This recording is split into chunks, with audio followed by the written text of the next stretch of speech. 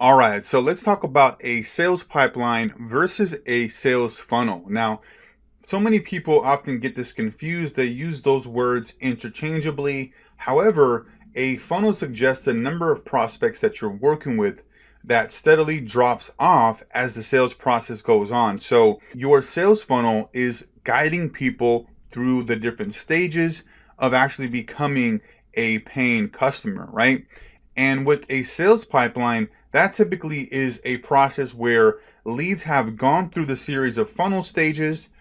They have either purchased a low ticket product or service, they've signed up for a demo, and have submitted their contact information to learn more. So once they've done any one of those number of things, they're moved into a sales pipeline so that they can get to that next step in that pipeline. Because a sales funnel is just trying to get people interested, trying to get people to become aware, trying to get people to have and take different micro conversions. Now, this is a really good illustration here of a sales pipeline where you have people that have either opted in, they've maybe bought a low ticket kind of tripwire offer, and they have been qualified. Maybe they've had a quick phone call, they signed up for a demo, right? And so now they're in the different stages of the sales pipeline. Now, with a sales funnel, that's the difference here, is that people are first coming here down this sales funnel to different varying stages, right?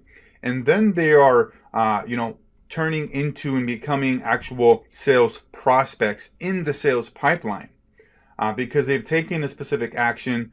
They have, bought something, and now they're on to the next stage. So just wanted to record this one here to really give you the understanding that sales pipeline and sales funnel are two different things.